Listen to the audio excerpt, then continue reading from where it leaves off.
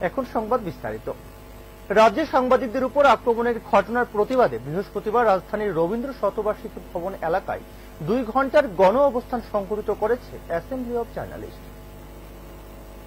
সংবাদ মাধ্যম হল গণতন্ত্রের চতুর্থ স্তম্ভ, কিন্তু বিগত কিছুদিন ধরেই সাংবাদিকদের উপর আক্রমণ করা হচ্ছে। রাজ্যে সাংবাদিকদের উপর আক্রমণের ঘটনার প্রতিবাদে বৃহস্পতিবার রাজধানীর রবীন্দ্র শতবার্ষিকী ভবনের সামনে 2 ঘণ্টার গণ অবস্থান সংঘটিত করেছে অ্যাসেম্বলি অব জার্নালিস্ট। পূর্ব ঘোষণা অনুযায়ী অ্যাসেম্বলি অব জার্নালিস্টের ডাকে সাড়া দিয়ে বিভিন্ন সংবাদ মাধ্যমে কর্মরত সাংবাদিকরা এই গণ অবস্থানে সামিল হয়। এদিনের এই গণ অবস্থানে উপস্থিত ছিলেন রাজ্যের বরিষ্ঠ সাংবাদিক জয়ন্ত ভট্টাচার্য, সুবল কুমার দে, দেবাশিস মজুমদার, সানিক দেবরায় সহ অন্যান্যরা।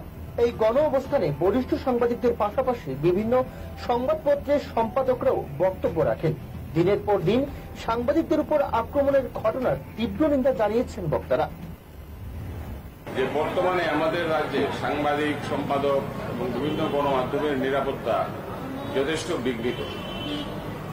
বিগত 2.5 বছরে অন্তত 20 জন সাংবাদিক বিভিন্নভাবে সমাজ বিরোধীদের দ্বারা আক্রান্ত হয়েছেন, আহত হয়েছেন এবং 1-2 জন এখনো চিকিৎসিত হচ্ছেন হাসপাতালে। অনেককে নিয়মিত হুমকি দেওয়া হচ্ছে। বিশেষ করে আমাদের মহকুমা এবং জেলা সদরে যে সমস্ত সাংবাদিকরা কাজ করেন তারা অনেক বেশি আক্রমণের সম্মুখীন, তারা অনেকটা ভালনারেবল। রাজধানী আগরতলা শহরে যারা এই সমস্ত আক্রমণে অংশ নেন তারা কিছুটা